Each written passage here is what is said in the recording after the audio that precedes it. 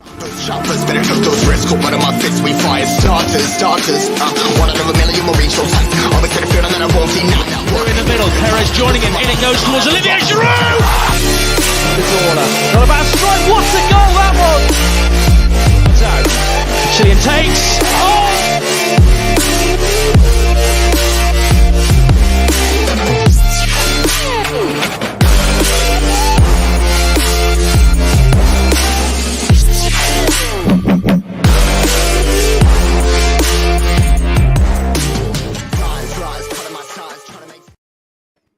So people, we are back again with the All Things Arsenal podcast, the weekly podcast that brings, I don't know, everything Arsenal and all the upcoming content to you. So I'm joined here by Jez, as always, my co-host on the podcast. Jez, how are you doing? Oh, very well, Gracie. It's just too hot. It needs to calm down a bit.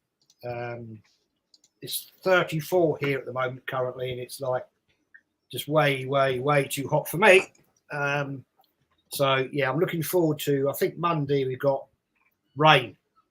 Yes. And we need rain big time. So looking forward to the game tomorrow. Potentially we'll get into this, but all good. You're muted. It's going to be good, and of course, with another game, means another watch along, and with us too. But it'll be on here tomorrow. It will go up later on today, but it'll be on here. Me and Jez decided it's going to be on here because of technical issues, but all resolved. But we're sticking with it. It's going to be on here, and then the next one will be continuing on the normal rotation. But we're going to get into it. Tomorrow, we do have Leicester City. This is the preview as well as the podcast. So a bit of a 2-in-1 for all of you. So the last game, we did win 2-0 at Selhurst Park. It was a decent game. The first 20 minutes was a decent game. Jez, do you want to just give a breakdown, a bit of what happened in the last game and your thoughts on it? Yeah, I thought the first 20 minutes we were pressing. I was really, really impressed. And I thought, wow. This is looking good. We scored, and then we sat back on our laurels. And the second half, we were getting pressurised. Let's get it right. Vieira is a very, very good manager with his tactics, and that is something that always concerns me with Arteta. We've seen this now for 3 years. I just don't get why he makes substitutions so late in the game. And we were clearly in trouble until Saka tried to cross the ball and it was no goal. And that gave us the cushion. But I'm not convinced. It's a win. We get 3 points and that's also always good. But I'm not convinced. And potentially tomorrow could be a banana skin. I said it even before the season starts. Leicester are a strange team. And, okay, Vardy's getting older. Has he got the punch he once had? Maybe not. But we'll see what the starting lineup is. And see what they can bring it on. Yeah, definitely. And as you said, we did the watch along for the first game of the season against Crystal Palace. It's available on playback. So after this, if you want to go check out, see our reactions live, then please do. But no, it was an interesting game, and I'm optimistic against Leicester. We are at home, it's first home game of the season. Fans do have a big impact on the game, energizing. So, going into it, I am confident. But in terms of starting 11, I'm going to get up the starting 11 from the game against Crystal Palace. So this is what we started with. Jez, looking at this now, would you change anything based on what happened last game, or would you keep it the same? No, I would go with that start. I'd like to see Tomiyasu instead of Ben White, for sure. But, Ben White, be fair, had a half decent game. It's not perfect, but that's the wrong statement. No player is perfect. He gave it a good go, but he still has frailties. He had Saliba backing him up. Even Xhaka in that first half. I remember saying in our watch long, Gracie, wow, Xhaka's going forward. Yeah. I was impressed. Second half, no. He was back to the normal Xhaka things, sideways, backwards, putting the defence under pressure. And the usual yellow card. Yeah. So, Martinelli I thought was decent. Gabriel Jesus all day. Saka, Thomas Partey. Odegaard, captain. Well, we know what happened there. I'm concerned. He completely disappeared. So that's a concern for me. Really is. If you're going to be captain, man, you've got to stand up. Zinchenko, impressive. Gabriel did well. William Saliba, I gave him man of the match. I thought he was brilliant. Ramsdale wasn't overly busy, but in the second half, he did have a bit of pressure on him. So, I would possibly make two, possibly three. I'd like to see Tomiyasu start instead of Ben White. I'd rather Smith Rowe than Xhaka, but we know that ain't ever going to happen. He's Arteta's fanboy. And Odegaard, who would we put in there? I'm thinking. He concerns me, that fella. Yeah, big time. He concerns me. So let's look at the bench here. So I think this is more than likely what we're going to see. But I believe Tomiyasu will be fit. I think he will be fit. So this is potentially what we have. I mean, this bench does not look strong at all. No. At all. I mean, you have Pepe and you have Tierney that you can bring on, but nothing's screaming at me, really. Would you put Cedric in for White? Yes, I would also put Pepe in for Odegaard, but we know that's not going to happen because he's the captain. Yeah. Which, I mean, I'm not being funny. That bench is pretty crap. Yeah. Kieran Tierney is decent. Nketiah, no, sorry. Rubbish player to my books. Cedric, decent. Pepe, I like the fellow. I think he's got quality. But look at our option in goalkeeper, Matt Turner. Yeah. Seriously. We saw his qualities, didn't we? In the pre-season friendly. Come on. Do us a favour. That's a big concern. Ramsdale doesn't get injured. That's very often. That's the good thing. Yeah. But if he does, we've got that fella. God help us. Yeah, absolutely. And I'm just looking here. I've heard that Zinchenko can play in other positions. Off the top of my head, I don't know why. I can't remember them. But would you move Zinchenko and bring back Tierney in at left back? Yeah, I quite happily. Zinchenko can play left midfield, centre midfield. Right. He's done that for Man City. I would quite happily put Zinchenko in for Xhaka, which we know is not going to happen. So, pointless making that statement. And put Tierney in at left back. Well, to me, that looks like a solid line then, because you got Tierney at left back. His crossing capabilities down the line. If you put moves Zinchenko, he is good at defending as well. And then, you've got Zinchenko, Partey, and Odegaard in the midfield. To me, that seems way stronger than having Xhaka, who, we've seen as well through the documentary, and we saw last season the amount of red cards he gets. He's a liability. We played, I think, five games last season when we went down to 10 men.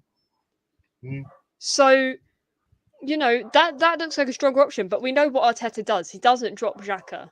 No. For whatever reason, I don't know whether it's because he's an experienced player, he's an older player in the squad, but it doesn't work. It just doesn't work. So I think we will go with this lineup. We know what the manager does. If we win, you rarely see a change unless someone's injured or sore. So I think this is what we'll go with. I'll be happy with this. I would be happy with this. Yeah, I'm happy. Yeah, definitely. Just in terms of strengthening, that would be what to look like. I would move Zinchenko up, bring Tierney in, take White out, and put maybe Cedric if Tomiyasu isn't fit. To me, that seems strong. Yeah, I don't think Tomiyasu is actually fit yet, is he? I'm not sure. It's a weird one with him because he comes back and then he's gone again, and he comes back and then he's gone again. So I don't know. There was a possibility on the last game that he was available. So whether he will be now, I don't think anything's come out about it yet. Arsenal haven't said anything about fitness updates for this game as of now. So not that I've seen. So I think the more than likely this is what we're gonna see. But I want to see Tierney back in the squad, but I don't want to drop Zinchenko. So it's a difficult situation. So the only way I see it is that Zinchenko moves into a different position and Tierney comes back in at left back. Everyone in the chat as well, let me know what you would think about that. Is you could put Thomas Partey where Odegaard is, Zinchenko centre midfield. He has played there for Man City, and put Tierney left back. But Odegaard's the club captain, so that won't happen. But it's something, during the game, how it progresses tomorrow, you could mix it up, which Arteta really, really needs to learn. That if Odegaard fails, then you could put Thomas Partey out there, put Zinchenko in centre, and then Tierney left back. And I think that would be a much stronger setup.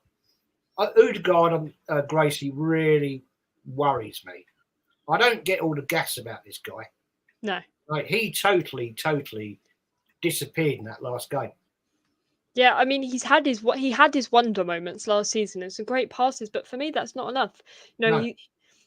Free kicks, if you look at it last season, he didn't score that many. No. I mean, you have the option of Pepe. We know what Pepe can do with a free kick. We know it. We know what he can do on the back line as well. So, Arteta doesn't like change, and if he finds a system that works, he won't change it for a while until it doesn't work. And yeah, I think this is what we see. But I'm hoping to see Jesus come out a bit more in this next game, because for me he was outmarked out of the game against Crystal Palace. But there is ways around it, and I think he has to find that. He did get in on some. He went past about 5 or 6 players and got a shot off. Yeah. So really needs to get him into that position and get the service there straight away, because he could be dangerous. But another topic around the game is Tielemans. Now, we've spoken about this before, but just to touch on it, if he doesn't play tomorrow, do you think is that a sign that he could be signing for us soon? Yeah, I'd say if Tielemans doesn't turn up in the squad tomorrow at all, then that says to me, behind the scenes, they're discussing and negotiating whatever. We've seen it so many times over the years. If a club is in for a player that they're about to play, that player that you're wanting to buy from your opponent never ever plays. Because if Arsenal's seriously in for Tielemans and his head's been turned to look to Arsenal, then he's not going to give it 100% for Leicester. Yeah. So why would you play him? No, absolutely. And I think what I've heard is that Arsenal are potentially looking to run down his contract to try get him for cheaper. But I think it seems like it seems stupid now that the season started. You need to get this deal done quickly because it's just going to take longer for him to come into the squad and settle and this. And we are running out of time. The transfer window ends on the 1st of September. That is at midnight or 11 o'clock. Sorry, and then it's done. So we need to get him. We need to get him quick. And I'm hoping he doesn't play tomorrow. I'm hoping I don't see him in that squad because seriously, there's still more business to be done in the transfer market. Edu said it. Arteta said it. Like, you can't just say that and not, come up with anything. And they've said they want to win trophies this season. And a big thing teams are exploiting against us is our midfield, because sometimes it looks great, and and another striker. Because I don't see us getting another striker in, because I see it as they've signed Eddie. Even though it's a re-sign, they've signed Eddie, so that's one striker, and they signed Jesus, which is two.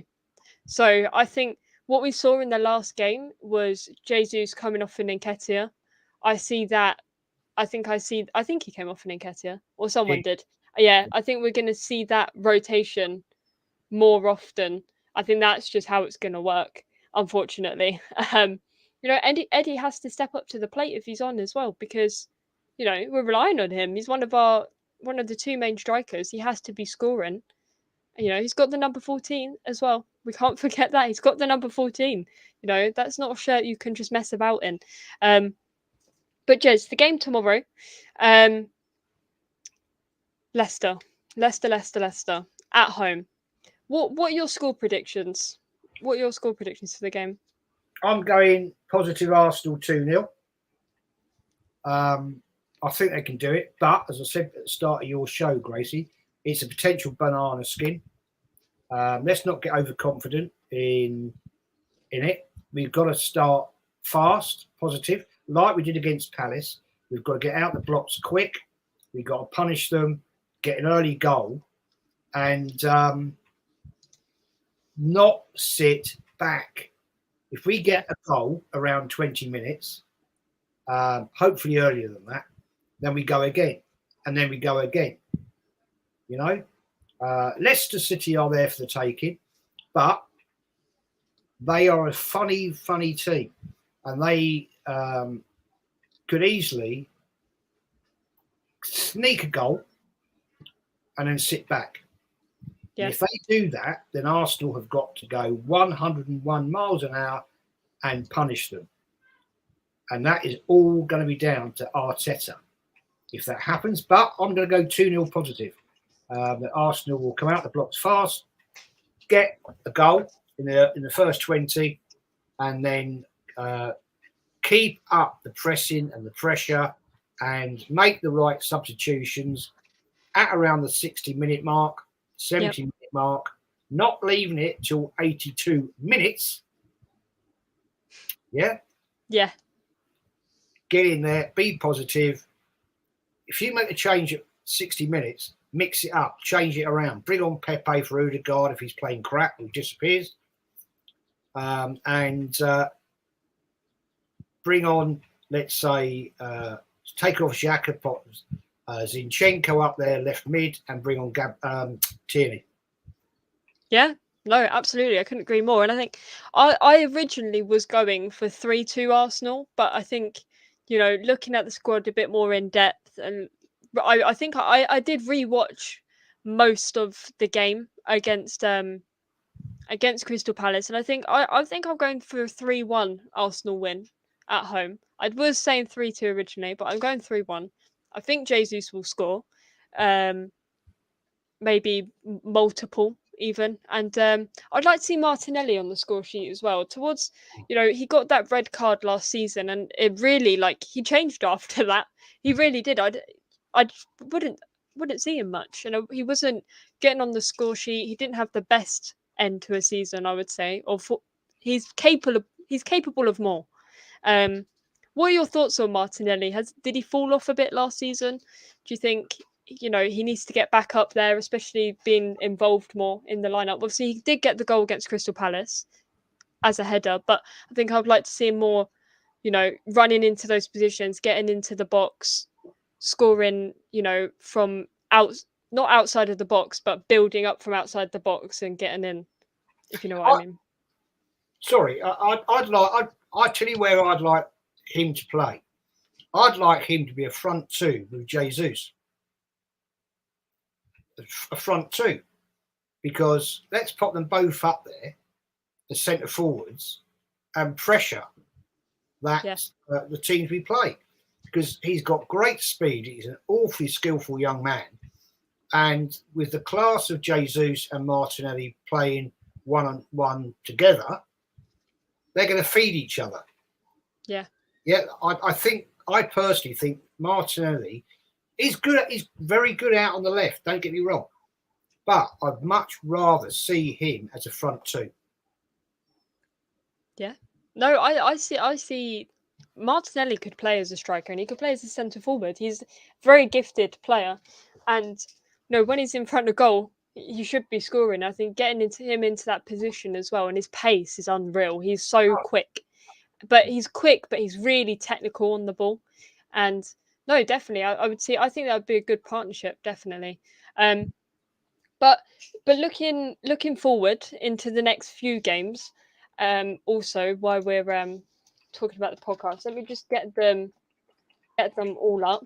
Big up to everyone in the chat, by the way. If you're new, please do hit that subscribe button. We are getting very close to 1K, and I'm trying my best to put out a lot of content for you all. And it's going to be an exciting season with watch-alongs. Also, please do go subscribe to Arsenal, the History and More, which is Jez's channel, and we will also be doing watch-alongs over on there. The link is in the description, so please, if you're not subscribed, go and do it. Yeah, you're not far off 1K now, Gracie. No, very close. Very, very close. So smash those likes up, people. Come on. Yes, smash the likes, people. They do help big time. So looking forward, we have Bournemouth, then Fulham, and then Aston Villa. So looking at Bournemouth, I mean, as I've said at the start of the season, I expect the first 5 games to be a win. I wouldn't settle for anything less. This is an easy run. I think really the hardest out of them is Crystal Palace and Leicester, in my opinion. Aston Villa could be difficult as well. Yeah, I mean, I think we should be beating Bournemouth all day. Yeah. Having just come back up. But we know that teams that are recently promoted have a real impetus to establish themselves. Brentford last season. Hello. First game of the season. What happened there? Absolutely. Yeah. Fulham recently promoted. Look at what happened at their game last week with Liverpool. Interesting. Yeah. They were very good. Aston Villa. Fair play. We've got Fulham and Villa at home, but Villa are no mugs. Let's get it right. So, potential banana skin tomorrow. Bournemouth away. It's not going to be easy. Fulham at home. Did I say Fulham? I meant Bournemouth. Bournemouth away, sorry. Fulham at home. Aston Villa at home. Yeah, I totally agree with what you're saying. That should be 5 wins on the bounce. Yeah. But with Mikel Arteta at the helm, who knows? Who knows? And then we're away at Man United. Yeah, that's going to be... I think it'll be difficult still because it's Arsenal, Man United at the end of the day. But based off what Man United have got to start to, they're not doing... They didn't get a good start. And I saw bits of the game and it was not looking good for Man United there. So we have to capitalise on these, and teams not doing well or not winning their first game really need to pile on the pressure. And as I said, as we've all said as well, be on the press, be aggressive constantly on the ball, pushing up, trying to get in goal, get Jesus in. That worked for the first 20 minutes. We got a goal as well, and we looked brilliant. We did look like a strong side, and continue to do that for longer. The longer you can do it for, the better the game's going to be. But this week has seen yesterday the next 3 episodes of the All or Nothing documentary. Jez, have you watched the last 3 episodes? Yeah, I have. I'll be honest with you, Gracie. I think it's a comedy show. Yeah. And I think what happened to our Aubameyang, yeah, we know he had disciplinary issues. Was it Dortmund? Did he come from Dortmund? Yeah, Dortmund. He had issues there. But it's quite clear that for 2 years, Aubameyang didn't get on with Arteta. I mean, he got the massive pay rise, and then basically, gave him the 2 fingers, and that was proven in what we've seen. And Arteta being Arteta, yes, I will agree with his. No player is bigger than the club. I totally agree with that philosophy. That's always been the way in Arsenal. But what he did to our best striker that we had at the time was to basically out him. He goes to Barcelona and we don't bring anybody else in. And then we're stuffed.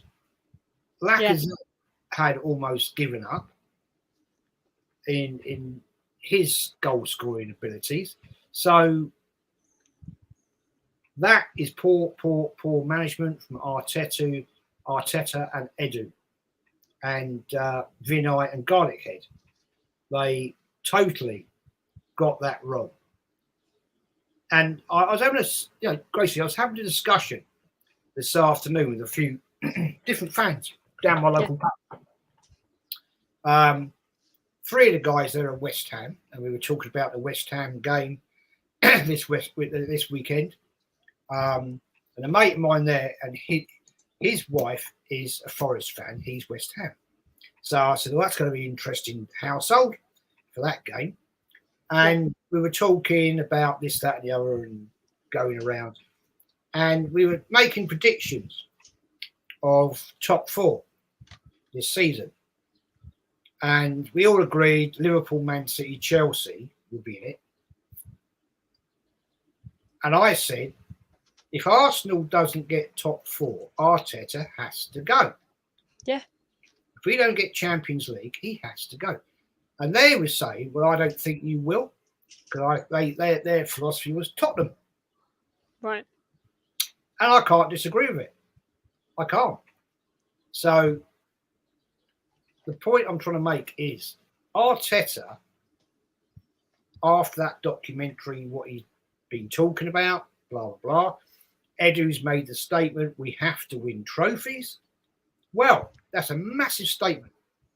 So if Arteta doesn't win any trophies this season, you've got to sack him. Yeah. You've made that statement. So you can't anymore back him. Fact. And if he fails, so have you. So you go as well. No, absolutely. And I think I was watching this whole Aubameyang situation and I'm looking at both sides here with, I went into it, I'm thinking, like, I'm not going to take sides. I'm just going to watch it and I'm going to see how the whole thing was dealt with from, the attitude of both sides. And I will say it did annoy me on Aubameyang's side, the fact, he flew to Barcelona when he was meant to be training, for one. You're already not playing because of a disciplinary issue. And by the sounds of it, there was more than one. There's a whole document, apparently, full of different things that he's done, whether that's not being on time. He was left out of the North London derby because of his, their disagreements. And we're not seeing a lot of the whole situation. We're seeing a very snippet of it. We're not seeing exactly what he's done. We're not seeing, from what it looks like, Arteta and Aubameyang didn't speak to each other at all. They didn't want to speak to each other. Aubameyang got told to go to the office and he went home. He went home and flew to Spain without Edu and everyone else. They found out from Twitter. Now that is I think that's very disrespectful to the club. That's your job. We're paying your wages and you're just gonna, skip training more than once or be late to a game and this and that. So I do respect Arteta's, zero tolerance on, if you don't follow my rules and you're not committed, see you later. But you've got to put what's best for the club and your own. It's a difficult situation on both sides, but I think it could have been handled a lot differently. They were literally trying to shove him out the door. They were trying to get his contract terminated to get rid of the situation for the club. He could have gone on loan, but they wanted rid of it completely because whatever happened, whatever happened, they were worried it was going to get out either way. So they just wanted to get rid of the problem. I think you also have to look at it from a different angle. That there is clearly a problem between Arteta and Aubameyang that had been brewing for quite a long time. And I agree with you. He broke the club rules. He went without permission and spoke to Barcelona.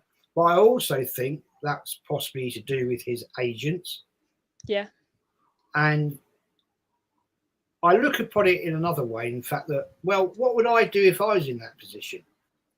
As a professional footballer, he's thinking, well, my time's done here. Yeah. And why do I want to mess about with this club anymore? I want to go and find a club that actually wants me. And that's what he did. Yeah. I'm sorry, football is a very selfish world. There is no club loyalty anymore. It's not like we're back in the 70s, 80s when players were brought up with a club, they played for that club and they retired. Like we've had many great players that have done that. Yeah.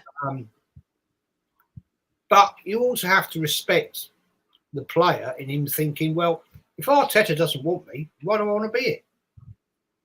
Yeah. He's put our top striker out training on his own. Yeah. I mean, that's disrespectful. That is Arteta being a clown. I don't particularly agree with that.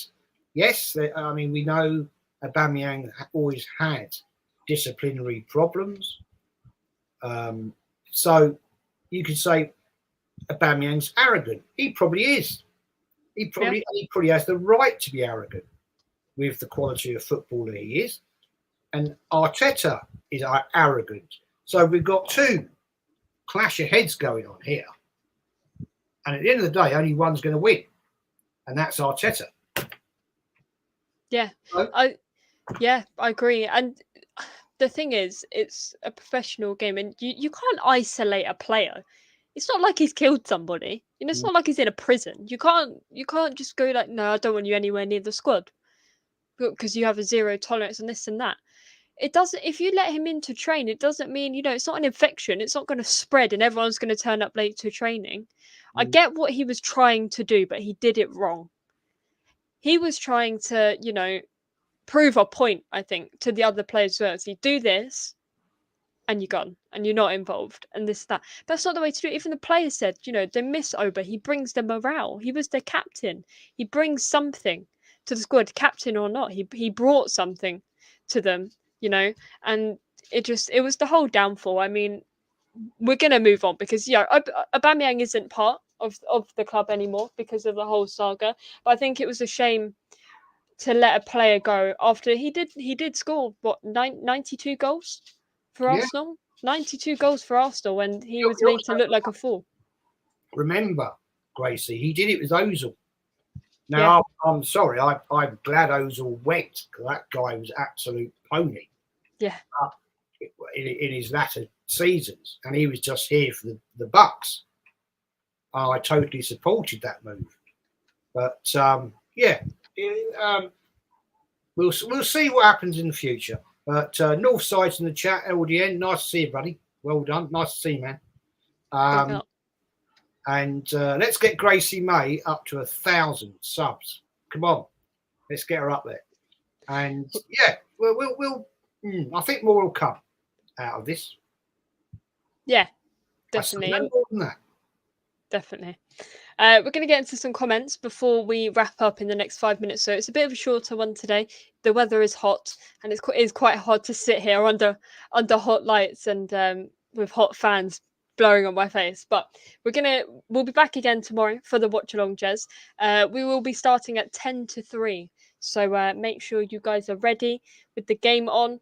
Watch along together. It's going to be good fun, as was the last one. So Darren here says Ferguson told his players to pass to Robin van Persie when he arrived, built it around him. Arteta should have done that with Oba. Yeah. You got to build around your quality. Those are big words from Edu. There's no hiding it from now. Exactly. Can't hide. Where's my trophies? Zoe says here, I think Spurs will make top 4 this season, definitely. I think we might fall short, to be honest. I'm not feeling confident from a Chelsea fan there. I think Chelsea will make top 3. I think, Zoe, you've got a top class manager there, and I can't see that not happening. I think you'll be up there pushing. It's going to be. This discussion I had this afternoon, Gracie. We were talking about top 4 and 5, 6, 7, 8 places. Yeah. And we were having a debate about. We all agreed about Liverpool, Man City, Chelsea, Tottenham, top 4. And we were saying, well, what about the next 4 positions? And it was agreed Arsenal, West Ham, yeah. Yep. Maybe Leicester. And the popular vote was Newcastle. Yeah. So you wouldn't put Crystal Palace up there? No. No? I would agree. I would agree. Squad's deep enough and strong enough. Great manager. Yeah. Don't want him at Arsenal. I don't want any Arsenal legends as managers at Arsenal. So no, don't want him. Top Arsenal legend. Admire the man. Watched him play. No, I don't want him at Arsenal. Me neither. I'll never take a legend either. I wouldn't want to ruin their legacy. No chance. Yeah, so we're going to end it here, people. We will be back again tomorrow, me and Jez, for the watch along. We are excited as ever. It's going to be good. Our predictions, Jez is going 2-0 and I'm going 3-1 Arsenal at home. I'm excited for it. I've been waiting all week. This is going to be the excitement to the end of the week, and hopefully we can get the 3 points and bag a few goals while we're there. And I want to see some clean, high-pressing football. None of this first 20 minutes business. We need to learn from our mistakes. And I will be very annoyed if I see the same mistakes from last game creeping into this game, because that shouldn't be happening at this point. You've had a whole of pre-season there. Good old Ian Gould says, can you imagine if Abba goes to Chelsea? Well, good luck to him. Yeah. Good luck to him. And, maybe it's time to wipe the grin off Arteta's face, to be fair. And I don't blame him going to Chelsea. I think he'll do a great job at Chelsea. Great. They've got a great manager at Chelsea. They've got a decent squad, a decent bench. They have the right philosophy. So fair play to the fella if he goes there. Yeah. Absolutely. And if he does, he does. It's football at the end of the day. If he wants to go to Chelsea, or if Chelsea want him, then he's going to do it.